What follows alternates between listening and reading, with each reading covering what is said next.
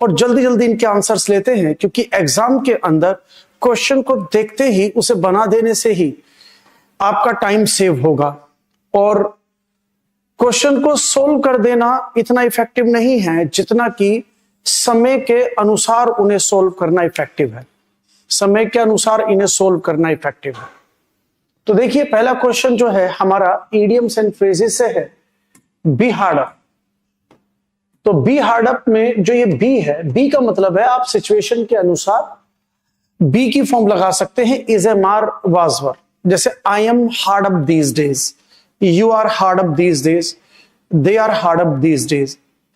तो अब यहां पर जो हार्ड अप है, तो हार्ड अप का मतलब है हैव वेरी लिटिल मनी, मतलब पैसों से परेशान होना। हार्ड अप मीन्स पैसों से परेशान। I am hard up these days, इन दिनों में पैसों से परेशान हूं। He is hard up these days, तो पैसों से परेशान होना। ठीक है बेटा, तो आंसर मिल गया। जल्दी जल्दी आंसर लेते हैं, है ना। तो कोशिश कीजिए क्वेश्चन देखते के साथ ही आंसर बना दे। इसमें एरर है, सेंटेंस पढ़िए, सेंटेंस पढ़िए, देखते के साथ ही एरर बताइए। Every curious child want to rip open a toy. कहता है हर जो क्यूरियस होता है जिज्ञासु, इंक्विजिटिव, कि कोई भी जो हर जिज्ञासु बच्चा है ना, वो क्या करता है, बच्चा जो है उसके अंदर एक क्यूरियोसिटी होती है कि उसके सामने कोई टॉय होता है, फाड़कर खोलने की जिज्ञासा होती है कि मैं फाड़ कर देखूं इस टॉय के अंदर है क्या। तो कहता है कि उसके अंदर एक होता है, वो चाहता है to rip open a toy, कि बच्चा वो चाहता है टॉय को फाड़कर खोलकर देखना चाहता है, ये कहना चाहता है।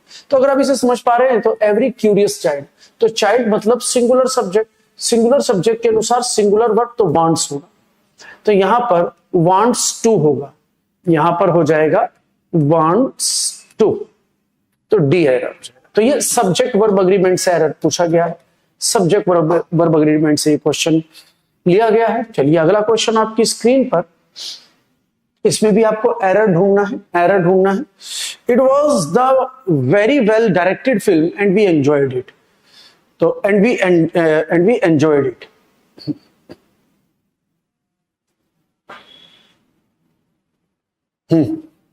तो देखिए अब इसके अंदर क्या होगा, द की जगह ए होगा, क्योंकि ए इसलिए होगा क्योंकि ये जो फिल्म है ये सिंगुलर काउंटेबल नाउन है और कोई विशेष फिल्म नहीं है। एक जनरल इस फिल्म को बोल रहा है कि जैसे आज सितारे जमीन पर फिल्म जो है वो कल फ्राइडे को रिलीज हुई, तो मैंने किसी से पूछा भाई कैसी फिल्म है, तो उसने मुझे कुछ ऐसा ही रिव्यू दिया। उसने कहा कि भाई इट इज करके बोला उसने कि it is a well directed film, कि भाई बहुत बढ़िया वेल डायरेक्टेड फिल्म। तो मतलब एक फिल्म को बता रहा है कि ये जो फिल्म है वेल डायरेक्टेड है, डेफिनेट नहीं कर रहा है किसी फिल्म को, अब ना ही किसी शब्द को रिपीट कर रहा है। तो जब रिपीटिशन होती है तब भी हम उसे डेफिनेट मानते हुए द लगाते हैं। तो यहां एल हो, जो द हटाकर ए यूज करेंगे क्योंकि ये सिंगुलर काउंटेबल नाउन और ये इंडेफिनिट नाउन है। तो it is a well directed film and we enjoyed it, और हमने इसे बहुत एंजॉय किया। क्लियर हुआ? तो इन प्लेस ऑफ द हम यूज करेंगे ए। ठीक है, अगला क्वेश्चन आपकी स्क्रीन पर, select the incorrectly spelled word. Incorrectly spelled word बताइए इनके अंदर से। जैसे हम बात करें मैनर्स, मैनर्स का मतलब होता है तहजीब, तमीज, एटिकेट्स जिसे कहते हैं, तहजीब होना, तमीज होना, एटिकेट्स जिसे कहते हैं उन्हें मैनर्स कहेंगे। जेन्युइन होता है कोई भी चीज ओरिजिनल होना, ओरिजिनल चीज होना जिसे हम कहते हैं असली, जिसे हम कह देते हैं असली, है ना। सर्किट, ये सर्किट ही होता है। सर्किट होता है जो हमारा बिजली का जो एक इंस्ट्रूमेंट होता है जिसके अंदर से करंट होकर गुजरता है, उस इंस्ट्रूमेंट को सर्किट कहते हैं। तो बेटा गलती ये है, ट्यूशन, ट्यूशन की स्पेलिंग होती है TUITION, TUITION, TU के साथ आई भी लगता है, TUITION, ट्यूशन। ठीक है, स्पेलिंग एरर था। अगला क्वेश्चन जो है direct indirect speech means, next question narration से है हमारे पास। नेक्स्ट क्वेश्चन नरेशन से, डायरेक्ट इनडायरेक्ट स्पीच, जल्दी बताइए आंसर ABCD। बिल्कुल सही बात गुरु जी, बिल्कुल ठीक बात। तुम हो तो स्टूडेंट, लेकिन मुझे तुम्हें गुरु बोलना पड़ता है। तुम हो तो स्टूडेंट, तुम्हारा नाम ही गुरु है, अब क्या करें। कहते हैं हमारे ऑफिस में एक स्टाफ है, उसका नाम है राधे, तो उसका नाम कोई लेता है राधे, तो कह रहा तेरा नाम लेते हैं गुस्से में भी ऊपर वाले का नाम निकलता है, कह रहे कि सबको ये प्रसाद बांटता फिर रहा है, इसका नाम राधे। संतोष भी हंस रहा है, कह रहा मैं तो सेटिस्फाइड हूं। संतोष यहाँ पे साथ बैठा है, भाई मैं तो सेटिस्फाइड हूं, I am Santosh, I am satisfied. ऐसे तो गुरु है तो स्टूडेंट तुझे गुरु बोलना पड़ता है। अच्छा वापस आते हैं क्वेश्चन पर। तो he asked me when I had booked the flight ticket, उसने मुझसे पूछा कि भाई मैंने अपना फ्लाइट टिकट कब बुक किया था। ठीक है, तो अगर हमें ऐसे पता चलता है कि ही आस्क्ड मी, इसका मतलब है पूछ रहा है, तो ये हमारा इंटेरोगेटिव सेंटेंस हुआ, और ये हमारा ऑलरेडी इनडायरेक्ट स्पीच, ये हमारा ऑलरेडी इनडायरेक्ट स्पीच है, ऑलरेडी इनडायरेक्ट स्पीच है, तभी कह रहा है डायरेक्ट स्पीच बनाओ। डायरेक्ट स्पीच का मतलब है, इनडायरेक्ट स्पीच का मतलब है कि ये हमारा आंसर है, ये हमारा अगर आंसर है तो इट मींस ये हमारे क्वेश्चंस है। तो इनमें से एक ऐसा क्वेश्चन चुनना है जिसका आंसर ये है, हमें इनमें से क्वेश्चन चुनना है जिसका आंसर ये है। तो उसने कहा ही आस्क्ड मी, तो भाई रिपोर्टिंग वर्ब का टेंस नहीं बदलता, तो he said to me, he said to me, he said to me, he said to me, बिल्कुल ठीक है। अब जब सेंटेंस WH फैमिली से शुरू होता है तो कोमा इन्वर्टेड कॉमास की जगह कोई कंजंक्शन नहीं लगता, तो वैन का वैन आ गया, चलो जी बात खत्म। अब यहाँ आया आई, यू सेकंड पर्सन है, सेकंड पर्सन लिसनर होता है, और लिसनर को जब लिसनर से चेंज करते हैं, लिसनर को लिसनर से चेंज करते हैं, तो मी का सब्जेक्टिव केस आई, यहां पर भी सारी चीजें ठीक है। अब कहता है had book, past indefinite, past indefinite आएगा कहां से भाई, पास्ट इंडेफिनिट कहां से आएगा, या तो प्रेजेंट परफेक्ट से आएगा, है ना, पास्ट इंडेफिनिट नहीं, सॉरी पास्ट परफेक्ट है। पास्ट परफेक्ट बनता किस चीज से है, पास्ट परफेक्ट या तो प्रेजेंट परफेक्ट से बनेगा, और या पास्ट परफेक्ट पास्ट इंडेफिनिट से बनेगा। तो अब आप देख लो प्रेजेंट परफेक्ट या पास्ट इंडेफिनिट कहां कहां है, तो ये है प्रेजेंट इंडेफिनिट, तो ये तो हो नहीं सकता, क्योंकि past perfect had booked, past perfect बनाने के लिए प्रेजेंट परफेक्ट या पास्ट इंडेफिनिट चाहिए, ये प्रेजेंट इंडेफिनिट है, तो गलत हो गया। अब when did you book, past indefinite हो सकता है, देखो पास्ट इंडेफिनिट का पास्ट परफेक्ट बना सकते हो, पास्ट इंडेफिनिट का पास्ट परफेक्ट बना सकते हो, तो भाई चलो ये भी हो सकता है। अब ये कहता है व्हेन आर यू बुकिंग, ये प्रेजेंट कॉन्टिन्यूअस है, प्रेजेंट कॉन्टिन्यूअस का पास्ट परफेक्ट नहीं बनता, प्रेजेंट कॉन्टिन्यूअस का पास्ट कॉन्टिन्यूअस बनेगा, तो इसका मतलब है सी गलत, बी हो सकता है, अभी होल्ड करते हैं आगे। He said to me when you had, अब देखो इसके अंदर वैसे भी गलत हो गया, हैव की फॉर्म के बाद वर्ब की थर्ड फॉर्म आती है, तो एक तो यहां बुक्ड होना चाहिए था, पॉइंट नंबर 1, और पॉइंट नंबर 2 जब हम प्रश्न पूछते हैं तो सब्जेक्ट बाद में और हेल्पिंग वर्ब पहले, तो इसके अंदर ये दो गलतियां हो गई, जिससे डी भी गलत। तो अब देखो आंसर मिल गया हमें बी, क्योंकि पास्ट इंडेफिनिट को ही पास्ट परफेक्ट बनाते हैं, आंसर हमारा आ गया। क्लियर हुआ बच्चे, मैंने एक एक बात का स्टेप बाय स्टेप रिप्लाई कर दिया। चलो अगला क्वेश्चन हमारी स्क्रीन पर, तो ये किस चीज से है, एरर है, ये एरर है, तो आपको ये सेंटेंस पढ़ना है, ये आपको सेंटेंस पढ़ना है। बताइए, if the economy fails this year it reflect badly on the government, तो दिस ईयर यहां कोमा है,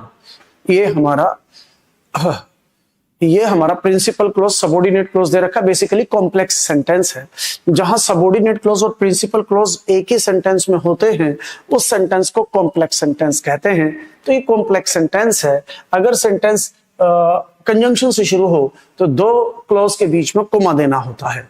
डन, हाँ जी, आंसर आपका क्या होगा, तो मैं आपकी जानकारी के लिए बताऊं, ये probable condition, it is probable condition, और ये कंडीशनल सेंटेंस का हिस्सा है, इट इज प्रोबेबल कंडीशन, ये कंडीशनल सेंटेंस का पार्ट है, जिसके अंदर हमें एक कंडीशन देना होता है, देन एक रिजल्ट देना होता है, एक कंडीशन देना होता है और एक रिजल्ट।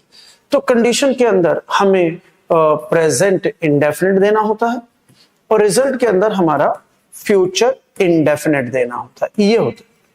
तो बेटा पहला कंडीशन है, if the economy fails this year, कि अगर इकोनॉमी इस साल फेल हो जाएगी, अगर इस साल इकोनॉमी फेल हो जाएगी, it reflect badly on the government, ये गवर्नमेंट के ऊपर बहुत बुरा प्रभाव डालेगी। तो इट सब्जेक्ट है, तो रिफ्लेक्ट नहीं होगा, विल रिफ्लेक्ट होगा, क्योंकि प्रेजेंट इंडेफिनिट के साथ अगर कंडीशन प्रेजेंट इंडेफिनिट में है तो रिजल्ट हमारा फ्यूचर इंडेफिनिट होगा, तो विल रिफ्लेक्ट होगा, विल रिफ्लेक्ट होगा।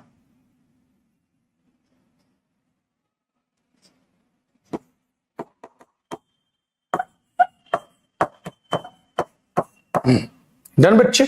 तो आंसर जो होगा इन प्लेस, ये यहां पे इट विल, यहां विल ऐड कर दो, it will reflect future indefinite. Done बेटा?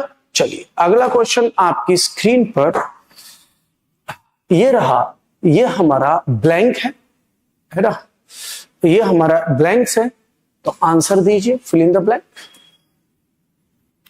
अचीविंग लगाऊं, टू अचीव लगाऊं, अचीव्ड लगाऊं, अचीव लगाऊं, क्या लगेगा? अचीव की सही फॉर्म भर दो, अचीव की सही फॉर्म भर दो। तो बेटा कई बार क्या होता है ना, देखो मैं आपको बात बताऊं, कई बार क्या होता है कि हमें ना कॉन्सेप्ट अगर मजबूती से पकड़ा हुआ है तो कई बार ट्रांसलेशन का जरूरत नहीं होता। अगर कॉन्सेप्ट हमने मजबूती से पकड़े हुए ना तो हमें ट्रांसलेशन का नीड नहीं होता। हम जानते हैं कि भाई प्रेपोजिशन के बाद नाउन आता है, एवरीबॉडी नोज। अगर नहीं जानते तो माइंड में सेट कर ले। अगर आप प्रेपोजिशन लिखोगे तो प्रेपोजिशन के बाद या तो नाउन आता है या प्रोनाउन आता है, नाउन या प्रोनाउन आता है। लेकिन मैं यहां पर नाउन की बात करूंगा, क्योंकि यहां पर जो टुवर्ड्स प्रेपोजिशन है इसके बाद कोई भी प्रोनाउन तो दे ही नहीं रखा है, तो प्रेपोजिशन के बाद या तो नाउन आता है या प्रोनाउन।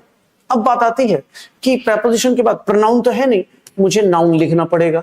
लेकिन आपके माइंड में एक बात चल रही होगी कि सर आप नाउन प्रोनाउन कर रहे हो, यहां तो चारों ही वर्ब है, आप नाउन प्रोनाउन कर रहे हो तो चारों ही वर्ब है, कैसे चलेगी बात? तो बेटा एक बात बता दूं, एक वर्ब नाउन का भी काम करती है और वो वर्ब कहलाती है जिरंड, आईएनजी, अचीव। तो बेटा प्रेपोजिशन के बाद हमें क्या चाहिए होता है? नाउन चाहिए होता है। मैं बताऊं, प्रेपोजिशन के बाद नाउन चाहिए। मैंने लिखा ऑन द बुक, मैंने ऐसे लिख दिया, कोई फ्रेज लिख दिया ऑन द बुक, मैंने प्रेपोजिशन लिखा तो मुझे नाउन लिख चाहिए, ठीक है। लेकिन मैं अगर ऐसे बोलूं ऑन कोई भी मैं लिख दूं, ऑन स्पीक लिख दिया, मैंने लिख दिया ऑन स्पीक, तो बेटा ऑन प्रेपोजिशन है तो मैं स्पीक नहीं लिख पाऊंगा, स्पीक वर्ब है। तो वर्ब को नाउन बनाने का तरीका उसमें आईएनजी लगा के उसे जिरंड बना दो, तो आप ऑन द बुक नहीं बोल पाएंगे। ऑन द बुक बोल सकते हैं क्योंकि ये नाउन है, लेकिन ऑन स्पीक नहीं बोल पाओगे क्योंकि ये वर्ब है। तो वर्ब को नाउन बनाने का तरीका उसमें आईएनजी लगा दो, ऑन स्पीक। तो अब ये बिल्कुल ठीक हो गया। तो इसको हम कहेंगे, जो स्पीकिंग है इसे कहेंगे हम जिरंड। तो जिरंड जो होता है वर्ब की आईएनजी फॉर्म होती है जो सेंटेंस में नाउन का काम करती है। तो अब इसी बात को आप ऐसे भी कह सकते हैं, प्रेपोजिशन के बाद नाउन आता है तो आप ऐसे भी कह सकते हैं कि प्रेपोजिशन के बाद जिरंड आता है। तो टुवर्ड्स प्रेपोजिशन है तो इधर आप जिरंड दे दो, तो आप लिखेंगे टुवर्ड्स अचीविंग। अब चाहे मीनिंग आ रहा है या नहीं आ रहा छोड़ दो, कॉन्सेप्ट अगर मजबूत है तो टुवर्ड्स अचीविंग, तो अचीविंग हमारा आंसर है। That's it. क्लियर हो रहा है ना बेटा? ये कॉन्सेप्ट्स ध्यान में रखें बेटा। कॉन्सेप्ट ये मैं हर चीज को इतनी बार रिपीट करता हूँ क्लास में, इतना रिपीट करता हूँ। कई बार बच्चे कहते हैं कि अरे सर कितना रिपीट करवाते हैं, कितना। बेटा इसका मतलब ये है कि बच्चे के दिमाग में इतना ज्यादा ये सब चीजें आ गई हैं, इतना ज्यादा कि उसे घर पर कई बार पढ़ने की जरूरत नहीं है। कई कॉन्सेप्ट इतने मजबूत है, क्लास में इतना लिखवा कर इतना बोलता हूँ, इतना लिखवाता हूँ, इतना बोलता हूँ, इतना लिखवाता हूँ, इतना बोलता हूँ। वो इसीलिए कि बेटा इन सब चीजों को आप देखते के साथ ही आंसर बनाओ। तो देखिए बेटा अगला है हमारा one word substitutions. One word substitutions, to walk aimlessly, मतलब बिना काम के, बिना एम के एवं ही घूमना, मस्ती कर, बिना काम के, बिना एम के एवं ही घूमना, एवं ही घूमना। तो बेटा चलो आंसर बताऊं मैं इनके। तो क्रॉल और जो स्लिथर होता है ना, इनका मतलब होता है रेंगना। ये सिनोनिम है एक दूसरे के, इनका मतलब है रेंगना। और बेटा मैं बार बार बोलता हूं, देखो मैं इन सबको लिखने के बाद मैं लिखता हूं इन्हें, मैं इनके मीनिंग बोलकर भी बता सकता हूं आपको। मैं बोलकर बता दूं लेकिन बात खत्म हो गई यहीं पर, फिर बार बार आपको क्लास ही देखनी पड़ेगी इन सबके मीनिंग के लिए।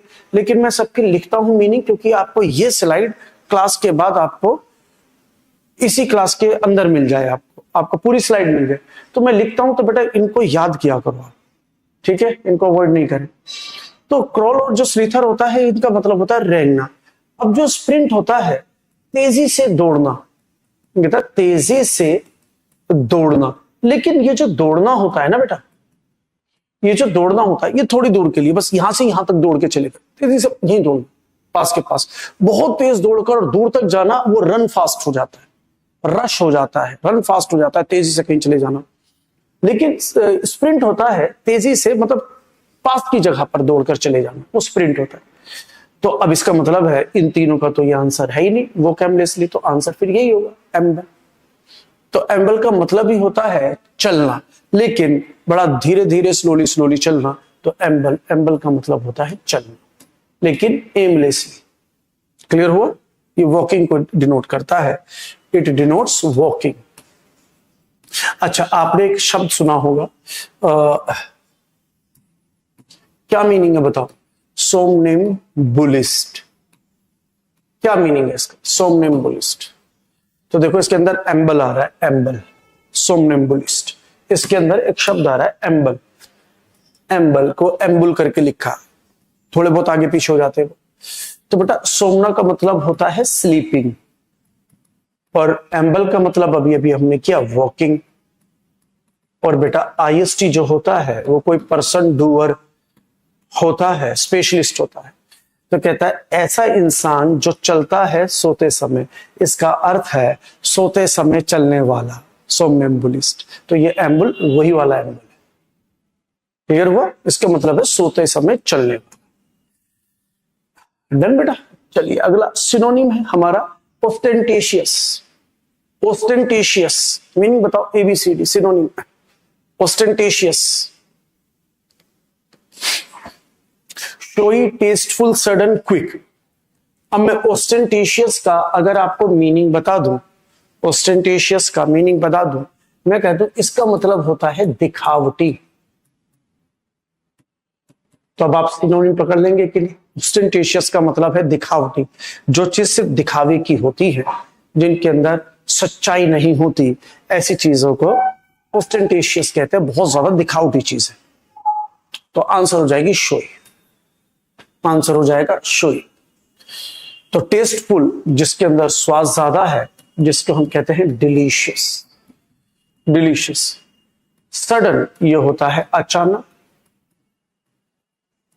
ठीक है। क्विक, क्विक होता है तेजी से, क्विक होता है तेजी से। क्लियर हुआ? तो शोई मतलब दिखावटी, दोनों का same meaning. Next, next question, ठीक है ना। जल्दी जल्दी, मैं जल्दी जल्दी इसलिए कहता हूं ज्यादा से ज्यादा क्वेश्चन डिस्कस करें, क्योंकि एग्जाम के अंदर भी हमें जल्दी आंसर देना होता है।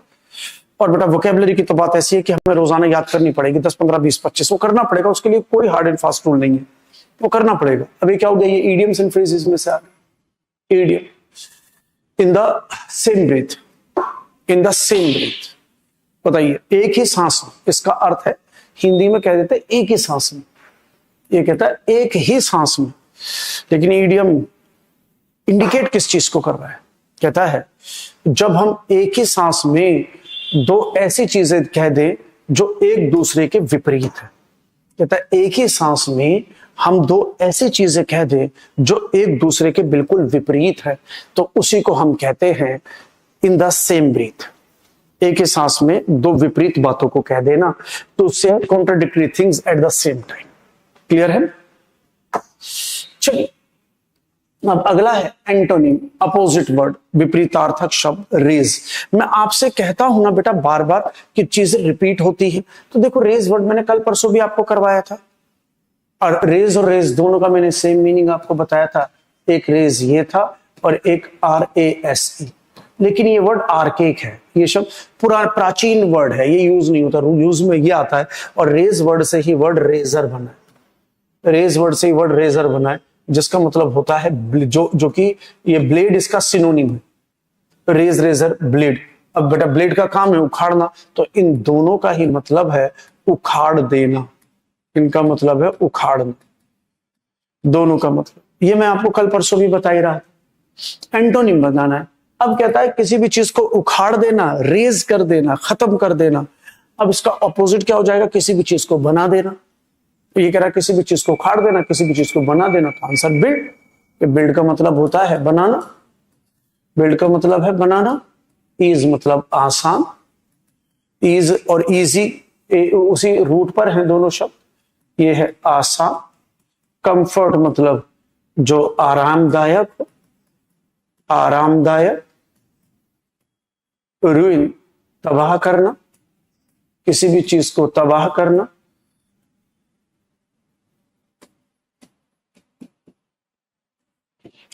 ठीक है बेटा, तबाह करना। तो ये तो इसका सिनोनिम, सिनोनिम मांगता तो हमें र्यून देना पड़ता, सिनोनिम मांगता तो र्यून देना पड़ता, तो देखो बिल्ड आ गया।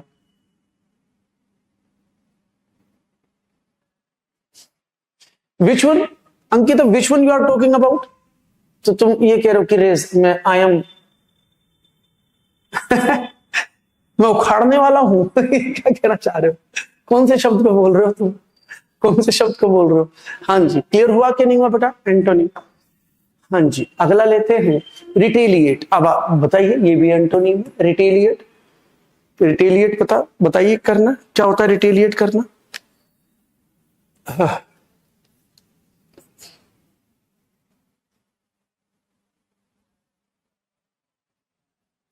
अच्छा, जे बात छोरी, जे बात है, जे बात।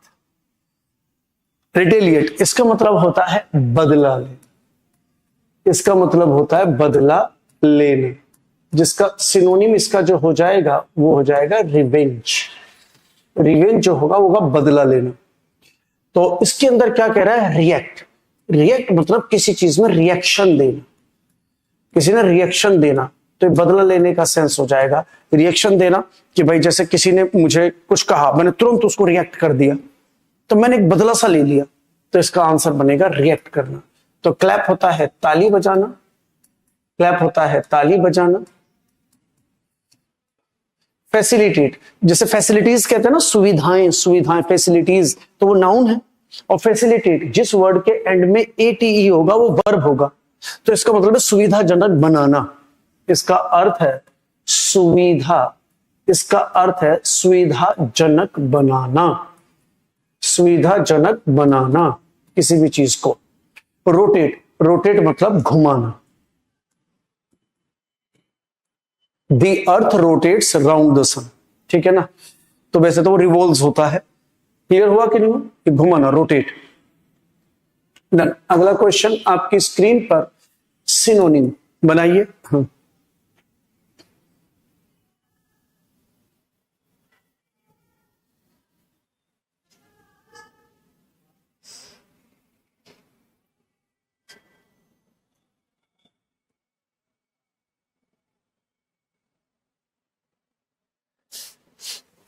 बताइए इसका। Avert, avert, avert, avert, avert, avert, avert, avert, avert, avert. It means टालना, इट मीन्स टालना। इसका सिनोनिम हो सकता है पुट ऑफ, इसका सिनोनिम हो सकता है पुट ऑफ, इसका सिनोनिम हो सकता है डिले, इसका सिनोनिम हो सकता है पोस्टपोन, इसका सिनोनिम हो सकता है पोस्टपोन, टालना, पुट ऑफ, डिले, पोस्टपोन। तो मतलब किसी भी चीज को टाल देना।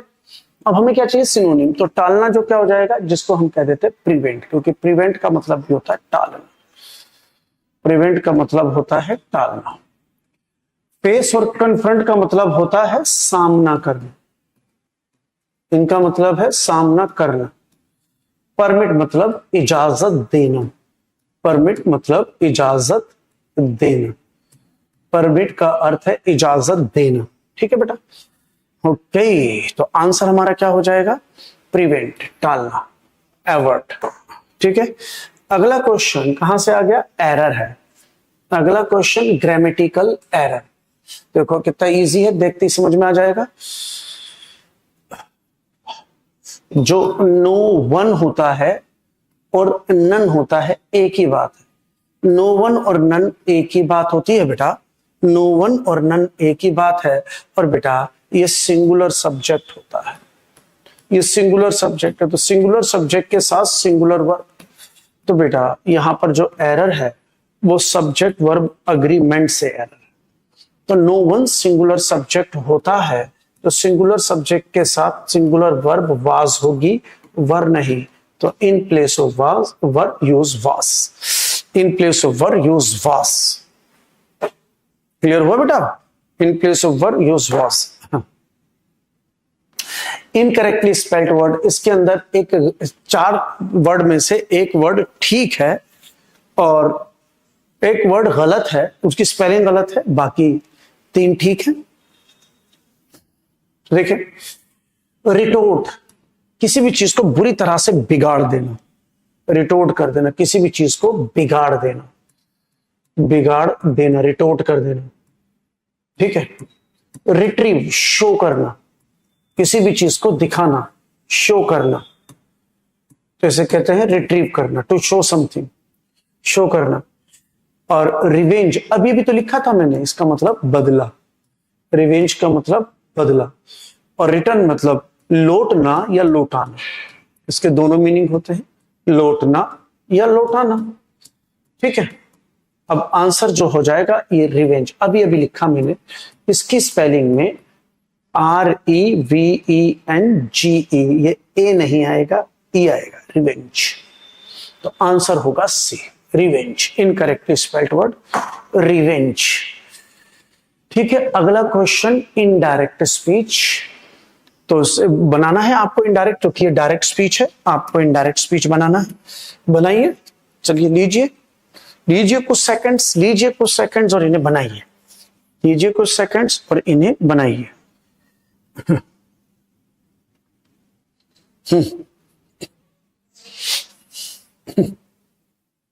Mother said I am worried about your safety, मां ने कहा मैं बहुत चिंतित हूं तुम्हारी सुरक्षा को लेकर। तो सेंटेंस असर्टिव है, असर्टिव सेंटेंस है, तो सेड को सेड रखते हैं हम, और सेड को टोल्ड भी कर सकते हैं, इट डिपेंड्स ऑन सिचुएशन। तो मदर सेड है तो मदर सेड का सेड रहना चाहिए अगर लिसनर नहीं होता, लेकिन सिचुएशन के अनुसार टोल्ड में भी चेंज हो जाता है। तो मदर टोल्ड मी भी गलत नहीं है, ठीक है, सिचुएशन के अनुसार हम कर सकते हैं, ठीक है ना, सिचुएशन के अनुसार कर सकते हैं। बाकी मदर सेड का सेड होना वो ज्यादा अप्रोप्रिएट है, मतलब ये ज्यादा अप्रोप्रिएट हो सकता है। और मदर टोल्ड भी गलत नहीं है, लेकिन ये ज्यादा अप्रोप्रिएट होगा, ठीक है। आगे, अब आगे बढ़ते हैं। अब कोमा इन्वर्टेड कॉमास के मुझे क्या चाहिए, दैट चाहिए। तो यहाँ पे दैट है, लेकिन यहाँ दैट नहीं है, अब इधर कंजंक्शन नहीं है, तो ये गया, क्योंकि असर्टिव सेंटेंस है। तो कोमा इन्वर्टेड कॉमास को हटाकर, कोमा इन्वर्टेड कॉमास को हटाकर हमें क्या लगाना पड़ेगा, दैट लगाना पड़ेगा। तो इधर दैट नहीं है। और अगर टोल्ड मी, सॉरी थोड़ा इधर तो है, सॉरी, यहाँ दैट है, यहां दैट नहीं है, इधर दैट नहीं है, तो ये गलत हो गया। ये हो सकता है ऐसे ही, आगे देखते हैं, पहले ये गलत। अब आगे बढ़ते हैं। तो मदर टोल्ड मी दैट, तो इधर दैट है, मदर सेड दैट, इधर दैट है। चलो जी आगे बढ़ते हैं। आई फर्स्ट पर्सन है, फर्स्ट पर्सन स्पीकर से चेंज होता है, क्योंकि फर्स्ट पर्सन स्पीकर होता है, तो स्पीकर को स्पीकर से चेंज करेंगे। मदर मतलब शी, तो शी का सब्जेक्टिव केस मुझे शी चाहिए, तो शी चाहिए, तो यहां पर शी है, ये तो गलत हो गया, यहां शी है, लेकिन यहां आई कर दिया, यहां आई कर दिया, तो ये गलत है, यहां आई कर दिया तो गलत है। एम वरीड, तो इज एम आर को वाज वर्ब में चेंज करते हैं, इज एम आर को वाज वर्ब में, तो ये एम वरीड का वाज वरीड होना चाहिए, तो यहां वाज वरीड है, लेकिन यहां हैड बीन वरीड कर दिया, तो ये भी गलत। तो आंसर ये रहा, तो आंसर ये रहा। तो mother told me that she was worried about my safety, mummy जो थी वो बड़ी ने कहा, मम्मी ने कहा कि वो बड़ी चिंतित है उनकी, उसकी सेफ्टी को लेकर। डन। अगला क्वेश्चन जो है हमारा, नेक्स्ट क्वेश्चन जो है वो है ए। यहां पर ये है हमारा सेंटेंस इंप्रूवमेंट, सेंटेंस इंप्रूवमेंट। अगर मोर लाइकली, इस सेंटेंस के अनुसार मोर लाइकली सही है, सही है, तो आप नो सब्स्टिट्यूशन रिक्वायर्ड पे टिक कीजिए। और अगर आपको लगता है कि ये गलत है, तो इन 3 में से एक चुनिए और आंसर बताइए क्या होगा, क्या होगा। हैड बीन वरीड क्यों गलत है, हैड बीन वरीड क्यों गलत है बेटा, एम वरीड था, उसमें था कि आई एम वरीड, उसमें लिखा हुआ था I am worried, am worried. बेटा जी ये बी की फॉर्म है, और बी की फॉर्म के बाद ये कॉम्प्लीमेंट आया, ये एडजेक्टिव है, पास्ट पार्टिसिपल, ये एडजेक्टिव है, ये वर्ब की थर्ड फॉर्म नहीं है, बात समझ रहे, वर्ब की थर्ड फॉर्म नहीं है, तो ये गलत हो जाएगा। तो ये एडजेक्टिव है, तो बी की जगह इज एम आर को वाज वर्ब में चेंज करना था, तो वाज के साथ फिर वरीड हो गया, ये एडजेक्टिव है। जैसे जैसे जैसे अगर मैं यहां पर ऐसे कर देता, मैं वरिड नहीं करता, तो अगर मैं वरिड नहीं करता, मैं कहता आई एम इंटेलिजेंट, क्योंकि इंटेलिजेंट भी एक एडजेक्टिव है, इंटेलिजेंट एडजेक्टिव है, तब भी तो आप इज एम आर को वाज वर ही चेंज करते कि नहीं करते? इज एम आर को वाज वर चेंज करते आप, क्योंकि एडजेक्टिव। फिर इंटेलिजेंट को इंटेलिजेंट रखते, तब तो नहीं कर पाते ना बेटा, फिर तो नहीं कर पाते। जिस प्रकार से इंटेलिजेंट एडजेक्टिव है, उसी प्रकार से जो वरिड है वो पास्ट पार्टिसिपल है, वो एडजेक्टिव है, ये एडजेक्टिव है। जैसे आई एम मैरिड, जैसे आई एम मैरिड, तो इस सेंटेंस में जो मैरिड है वो पास्ट पार्टिसिपल है, मैरिड, ये पास्ट पार्टिसिपल है, ये वर्ब नहीं है, ये पास्ट पार्टिसिपल, ये एडजेक्टिव है, एज ए वर्ब काम नहीं कर रही है, ये एडजेक्टिव है। क्लियर हुआ बेटा? हाँ, चलो वापस इस क्वेश्चन पे आ जाते हैं, मैं आपका आंसर देखूं। क्लियर हो गया ना? टीएसए, स्टेनो एंड इंग्लिश तो क्लियर हो गया ना, हैड बीन क्यों गलत है। नहीं क्लियर हुआ हो तो मैं और डिटेल में बता दूंगा बेटा, नहीं क्लियर हुआ हो तो और डिटेल में बता दूंगा, बाकी तो मैंने बता दिया। अब आते हैं इस क्वेश्चन पे, और इस क्वेश्चन की बात करूं तो नो सब्स्टिट्यूशन रिक्वायर्ड, ये गलत नहीं है, बिल्कुल ठीक है। अब कहता है क्यों, ये क्यों ठीक है? तो देखो, मच जो होता है वो पॉजिटिव डिग्री होता है, मच पॉजिटिव डिग्री होता है, और मच का कंपैरेटिव डिग्री होता है मोर, और जो मोस्ट होता है वो सुपरलेटिव डिग्री होता है। तो भाई ये पॉजिटिव डिग्री और ये दोनों सुपरलेटिव डिग्री, और ये रहा कंपैरेटिव डिग्री। तो 3 डिग्री होती है हमारी भाई, एक पॉजिटिव डिग्री है, एक कंपैरेटिव डिग्री है, एक सुपरलेटिव डिग्री है। तो जो पॉजिटिव डिग्री है वो हो जाएगा मच, जो कंपैरेटिव डिग्री है वो हो जाएगा मोर, और जो सुपरलेटिव डिग्री है वो हो जाएगा मोस्ट। तो आपको सेंटेंस में देखना है कि डिस्क्राइब कर रहा है, कंपेयर कर रहा है ना, कंपेयर कर रहा है, सिलेक्ट कर रहा है। तो अब आप यहां पे देख लो कि ऑफ द 2 प्लांट्स, तो कहता है 2 प्लांट्स में से, ऑफ द 2 प्लांट्स, यहां पे ऑफ का मतलब है में से ऑफ द 2 प्लांट्स। तो जब बात 2 की कर रहा है, तो 2 की कर रहा है, तो फिर मुझे कंपैरेटिव डिग्री देना पड़ता है ना, क्योंकि कंपैरेटिव डिग्री कब यूज होता है? जब हम 2 पर्सन, प्लेस और थिंग में से मतलब कंपेयर करते हैं, या 2 में से किसी को कुछ चुनते हैं, 2 में से एक को चुनते हैं, या 2 में से कंपेयर करते हैं। तो यहां पे हम 2 में से, 2 प्लान में से एक को चुन रहे हैं, तो बात 2 की कर रहा है, तो 2 की बात होने पर कंपैरेटिव डिग्री लगती है। तो बेटा 2 की बात है तो कंपैरेटिव डिग्री लगेगी, तो बी लगेगा। अब बताइए समझ आया कि नहीं आया? बताइए क्लियर हुआ कि नहीं हुआ? नहीं समझ में आया हो तो मैं फिर और तरीके से बता दूंगा कि तो ये ठीक है। The first meeting of the standing committee will be held next week. Will be held next week. Will be held next week. ये भी no substitution required. तो ये भी हुआ हमारा sentence improvement. Sentence improvement. बताइए आंसर क्या होगा? अगर ये सही है तो आप ए पे टिक करो, ये गलत है तो बी सी डी पे टिक करो। बताइए बताइए बताइए।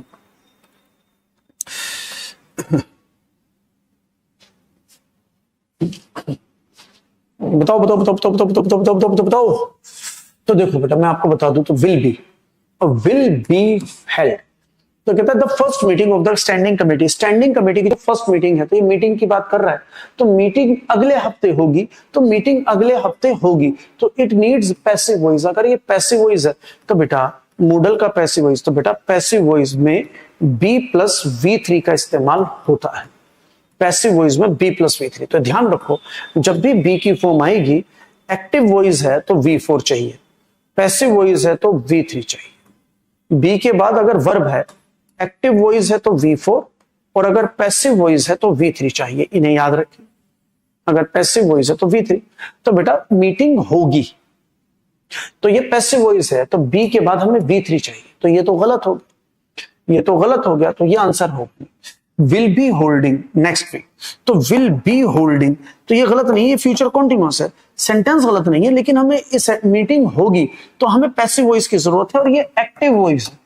तो जैसा मैंने बताया कि भैया बी के बाद V4 आ सकता है एक्टिव वॉइस में, तो बी के साथ V4 आ सकता है एक्टिव वॉइस में, लेकिन ये एक्टिव वॉइस है, ये एक्टिव वॉइस है, हमें आवश्यकता है पैसिव वॉइस की, इसलिए ये गलत हो गया। Will be held next week, तो आंसर यही है।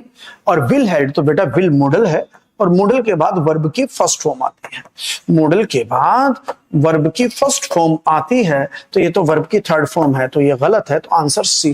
तो 18 का आंसर है सी। आपके आंसर, हाँ 18 का आंसर सी। डन बच्चे। चलिए अगला क्वेश्चन आपकी स्क्रीन पर, अगला क्वेश्चन आपकी स्क्रीन पर ये रहा, बनाइए। अगला क्वेश्चन आपकी स्क्रीन पर ये रहा, ये है हमारा रीडिंग स्किल से, ये हमारा रीडिंग स्किल से sentence arrangement.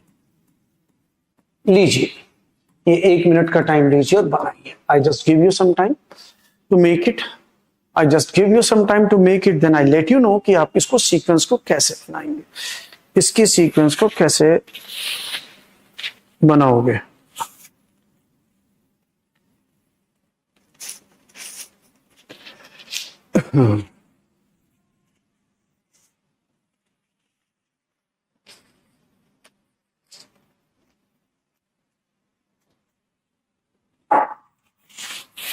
Take your time, take your time, मैं साइड से हट गया हूं।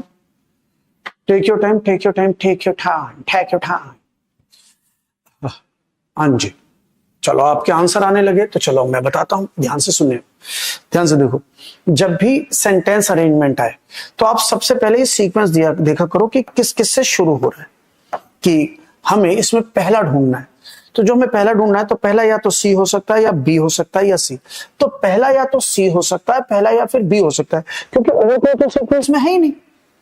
तो इसका मतलब है ना तो ये पहला हो सकता है ना ये पहला हो सकता है।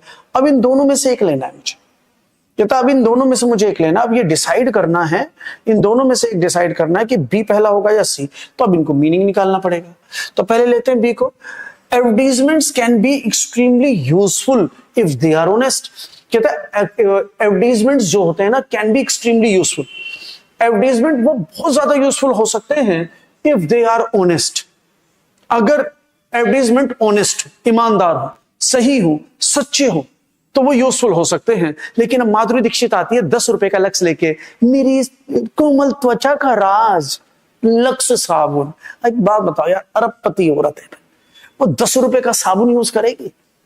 सोच, वो 10 रुपए का साबुन यूज करेगी? कह रहा है कि एडवर्टाइजमेंट जो होते हैं ना वो यूजफुल हो सकते हैं लेकिन ऑनेस्ट हो। एडवर्टाइजमेंट ऑनेस्ट होते ही नहीं। दाने दाने में केसर का दम, मतलब गुटके बेच रहे हैं। बताओ कितने बड़े बड़े एक्टर मतलब गुटके बेच रहे, तो दाने दाने में केसर का दम। तो अब क्या कहते हैं कि advertisement can be extremely useful अगर वो ऑनेस्ट हो तो। या तो इससे शुरू हो सकता है, इसे भी पढ़ लो। Teenagers are specially vulnerable to such advertisements. अब जरा ध्यान देना। तो उसने कहा टीनेजर्स आर स्पेशली वनरेबल, तो वनरेबल का मतलब होता है वैसे कमजोर। तो कहते हैं are specially vulnerable to such advertisement, कि वो उनके प्रति आकर्षित हो जाते हैं, कमजोर पड़ जाते हैं और चले जाते हैं। तो इसने बोला सच एडवर्टाइजमेंट्स, इस प्रकार के एडवर्टाइजमेंट्स। और अगर वो इस प्रकार के एडवर्टाइजमेंट की बात कर रहा है तो इससे तो शुरू कर नहीं सकता। इस प्रकार के एडवर्टाइजमेंट की तरफ वो थोड़े आकर्षित हो जाते हैं। कौन? जो टीनेजर्स है, जो जवान बच्चे हैं, है ना। तो अभी एक तो कह रहा है सच एडवर्टाइजमेंट्स, तो इससे पता चलता है ये पहला नहीं हो सकता। तो अगर सी पहला नहीं हो सकता, इस सच ने बता दिया इस प्रकार के एडवर्टाइजमेंट, अगर ये पहला नहीं हो सकता तो पहला होगा बी। और अगर पहला बी होगा तो भैया ना तो ये ना ये, आंसर बी या सी में से है। तो देख लो, किसी का बी आंसर, किसी का सी, किसी का बी, किसी का सी, किसी का बी, किसी का सी। ये बहुत अच्छी बात है, किसी है ना कि बी या सी में से जो आंसर दे रहे हैं। तो चलो अब देख लेते हैं। अब किसी ने बी बोला, किसी ने सी बोला, तो मतलब किसी का ये आंसर, किसी का ये आंसर, मतलब आधा आपने ठीक कर लिया। चलिए आगे बढ़ते हैं। तो अब आगे बढ़े तो हमें समझ में आ गया कि बी जो है वो पहला है। अब मुझे दूसरा ढूंढना है, अब मुझे दूसरा ढूंढना है। तो अगर मैं दूसरा ढूंढूं तो कौन सा हो सकता है? तो देखो दूसरा, अब दूसरा या तो ए होगा, दूसरा या फिर सी होगा। अब दूसरा या तो ए है या दूसरा या फिर सी है। दूसरा जो है ए है या दूसरा जो है सी है। तो अब हमें क्या ढूंढना है कि इन दोनों में से, ये तो गलत हो गया, बी के बाद ए, बी के बाद सी पढ़ लो। तो पहले बी के बाद हम ए पढ़ते हैं, फिर बी के बाद सी। कहते हैं एडवर्टाइजमेंट जो होते हैं वो बहुत ज्यादा यूजफुल हो सकते हैं अगर वो ईमानदार हो, अच्छे हो। दे कैन हेल्प यू, वो तुम्हारी मदद कर सकते हैं to decide the right products for you. तो वो तुम्हारी मदद कर सकते हैं कि भाई तुम अपना सही प्रोडक्ट डिसाइड करो। वो तुम्हारी मदद कर सकते हैं कि तुम अपना सही प्रोडक्ट डिसाइड करो। कौन? एडवर्टीजमेंट्स, ऐसा कह सकते हैं। तो ये हो सकता है यार, लेकिन एक कंपेयर करके देख लेते हैं। अब इसको और इसको कंपेयर करो, कंपेयर करो। अब कंपेयर करो इन दोनों के अंदर कंपैरिजन। देखिए कहता है एडवर्टीजमेंट जो है वो एक्सट्रीमली यूजफुल हो सकते हैं, बहुत ऑनेस्ट, अगर वो ऑनेस्ट हो। और जो टीनेजर्स जो होते हैं are specially vulnerable to such advertisement. और टीनेजर्स जो होते हैं वो ज्यादा शिकार होते हैं इन एडवर्टीजमेंट्स का। टीनेजर जो है वो ज्यादा शिकार होते हैं। तो आप कौन सा कहोगे, बी के बाद है या बी के बाद सी? तो बेटा कुछ ऐसी चीजें होती हैं जो आपस में मेल करती हैं, मेल खाती हैं। तो पता है, देखो इधर बोला उसने एडवर्टीजमेंट्स और इधर भी वो कहता है सच एडवर्टीजमेंट्स। तो एडवर्टीजमेंट से एडवर्टीजमेंट ये मैच करता है, ये मैच कर रहा है। तो अगर मैच कर रहा है तो बी के साथ सी जाएगा। तो बी के साथ सी जाएगा तो ए गलत। और अगर क्या कहते हैं ये ए वाला ऑप्शन गलत, तो यहां ए वाला ऑप्शन गलत, तो आंसर सी। ये एडवर्टीजमेंट से एडवर्टीजमेंट कनेक्ट हो गया। तो देखो आंसर जो होगा बी ए डी सी। तो आंसर जो बनेगा वो ए बी, नहीं सॉरी ये पहला है, B C A D, B C A D, ये आंसर बनेगा बी सी ए डी। तो ए तीसरा हो जाएगा और डी चौथा। तो मीनिंग देख लो, कहता है एडवर्टीजमेंट्स बहुत ज्यादा यूजफुल हो सकते हैं अगर वो ईमानदार हो, और टीनेजर्स इनका शिकार जल्दी आसानी से बन जाते हैं। और they can help you, they can, वही एडवर्टीजमेंट, ये तुम्हारी मदद कर सकते हैं सही प्रोडक्ट को डिसाइड करने में। हाउएवर, लेकिन कुछ जो एडवर्टीजमेंट्स हैं may be harmful as they try to befool you, क्योंकि कुछ एडवर्टीजमेंट बहुत हार्मफुल होते हैं क्योंकि वो तुम्हें बेवकूफ बनाने की कोशिश करते हैं। आंसर हो जाएगा सी। सेटिस्फाइड है ना आंसर से? आंसर से सेटिस्फाइड हो कि नहीं, जल्दी बताओ मुझे। कोई प्रॉब्लम हो तो डिस्कस कर लो, हम डिस्कस कर सकते हैं। प्रॉब्लम हो डिस्कस कर लो। अगर आज के लिए लास्ट, आज हमारे 20 क्वेश्चन डिस्कस हो गए हैं, आज 20 क्वेश्चन डिस्कस हो गए हैं, क्योंकि लेंथी कॉन्सेप्ट्स नहीं थे, छोटे छोटे कॉन्सेप्ट से, और वोकैबुलरी ज्यादा करा हमने आज। तो चलिए बताइए इसके अंदर ये वन वर्ड सब्स्टिट्यूशंस। आज की क्लास में हमने वन वर्ड सब्स्टिट्यूशन मतलब वोकैबुलरी ज्यादा किया। One who supervises students in an examination hall. Examination hall में जो स्टूडेंट्स को सुपरवाइज करता है, आप एग्जामिनेशन हॉल में बैठते हैं तो कौन आता है जो चारों तरफ आपको देखता है कि आप नकल ना मारे, आपको पेपर देता है और आपसे पेपर ले लेता है? क्या कहते हैं उसे? तो पता है उसे क्या कहते हैं? तो इसकी जो डेफिनेशन है वो ये, इनविजिलेटर। वो इनविजिलेटर होते हैं। इंस्पेक्टर जो होते हैं वो निरीक्षक होते हैं। इंस्पेक्टर जो होते हैं वो निरीक्षक होते हैं, इंस्पेक्शन करने वाले, इंस्पेक्शन करने वाले। एग्जामिनी, जो एग्जाम देता है, तो ये कहता है, ये जो कहता है कि जो एग्जाम देता है, मैं इसे कहता हूं एग्जामिनी, मतलब मैं स्टूडेंट बोल देता हूं उसका सिनोनिम, क्योंकि एग्जाम कौन देता है? जो स्टूडेंट होता है। और एग्जामिनर कौन होता है? जो एग्जाम लेता है। एग्जाम कौन देता है? जो स्टूडेंट्स होते हैं। और टीचर कौन होता है? टीचर होते हैं अध्यापक। ये तो आपको बड़ा डिफिकल्ट होगा एकदम, आज देख लो इसका आंसर, अध्यापक। चलो एक छोटा सा पॉइंट मैं आपसे पूछूं, ट्यूटर और टीचर में क्या डिफरेंस है? चलो ये बताता हूं। आज की क्लास का लास्ट क्वेश्चन, टीचर और ट्यूटर में क्या डिफरेंस है? टीचर और ट्यूटर में क्या डिफरेंस है? बताएगा कोई? बेटा टीचर तो जैसे मेरे जैसे हो गए, मैं टीचर हूं, और टीचर जैसे स्कूल्स में पढ़ा रहे हैं वो टीचर हैं, इंस्टीट्यूट्स में पढ़ा रहे हैं वो टीचर। ट्यूटर वो होते हैं जो घर जाकर होम ट्यूशन देते हैं ना, जो घर जाके पढ़ाते हैं, स्पेशली पर आवर के हिसाब से या मंथली जो पेमेंट लेते हैं, तो वो ट्यूटर होते हैं। ये डिफरेंस है टीचर और ट्यूटर में। क्लियर हुआ कि नहीं? टीचर और ट्यूटर में डिफरेंस ये है। क्लियर है बेटा? चलो तो आज की क्लास ओवर। कल मिलते हैं, कल नहीं परसों मिलते हैं। कल संडे है, फंडे है और रेस्ट करने का डे है। ठीक है, thank you, good night, sleep tight, bye bye, जय हिंद, जय भारत।